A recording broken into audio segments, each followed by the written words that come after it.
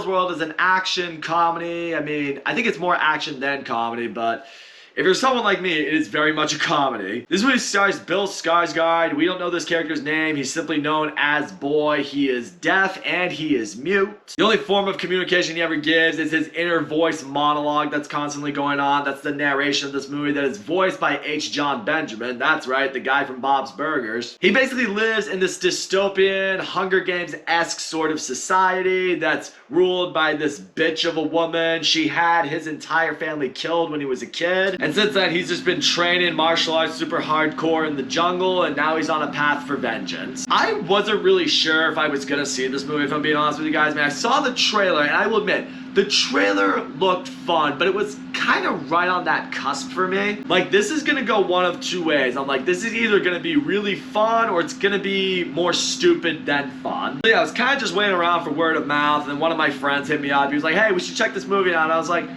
you know what the hell, let's go see it. And holy shit, I'm so glad I did, because this is the type of movie that's made for people like me. Okay, so real quick, when it comes to the character of Boy, I gotta say this much.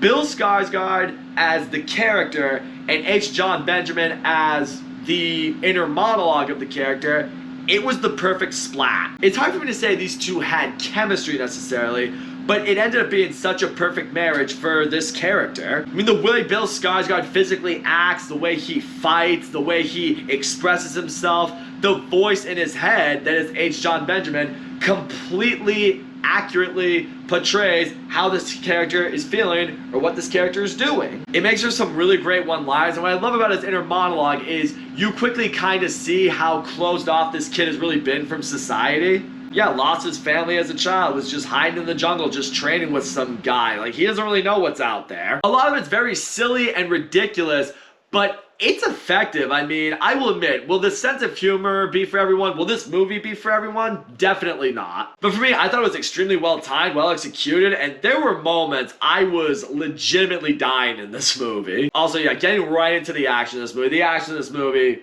holy shit. It is super fucking violent, just over the top. I mean, blood splattering everywhere, some insanely great kill shots here. The kind of kill shots that happen that have you sitting there either like laughing hysterically or doing the ooh laugh, like the oh shit. Me and my friend I saw it with, we were admittedly very morbid, sick people inside. So again, if you enjoy that kind of humor or action or just movie in general, this is straight up made for you. Also, this being Boy's movie, I thought a lot of the supporting characters actually stood out more than I thought. He joins this little duo of characters who are gonna help him along this journey, and these guys brought some great humor, some great charisma. The villain aspect too, I thought was good. I mean, it's very cartoonish and it's very over the top on that end, but this entire movie's over the top. This isn't John Wick or a very high-end action movie. It's supposed to be over the top, it's supposed to be silly, it's supposed to be fun. The world is ridiculous, the action is insane, and you know what? It's great. I love that we have a movie like that again. It's meant to just be a movie that you go and have fun with. And I miss movies that were made purely to be fun,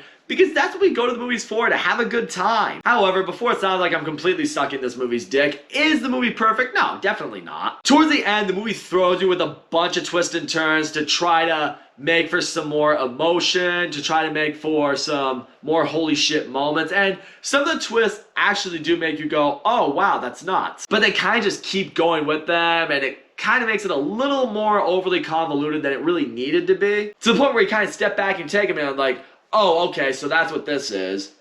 But then we learned that this happened because of that, and therefore this is now a thing.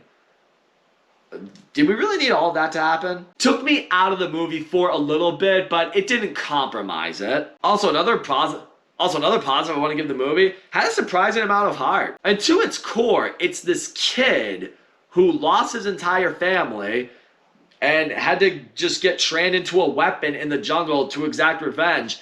Never knew what being a kid was like ever again. I mean, you doubt if he ever really grew up. There were various moments between Boy and a few of the other characters in this movie that legitimately hit me where I live. So all in all, Boy Kills World, I had a fucking blast with this movie. Bill Skarsgård was great as the character of Boy. Jon Benjamin crushed it as the inner monologue as Boy. The movie is violent as hell. The action is so much fun. The movie is actually hilarious. The characters on both sides, the good and the bad, they're over the top. It's a little ridiculous, but you know what? It worked. The movie sometimes maybe tries to do a few more things than it needed to. The movie did admittedly have a lot of heart that surprised me. And in the end, as my friend and I were leaving the theater, we were talking more about this movie, and it made us reflect more on when we became friends in college when we were 19, and some of the movies we would see when we were 19. Like, for example, quick side story to end the video, we saw The Man with the Iron Fist when we were 19, which was over the top, graphic violence, just complete ridiculousness.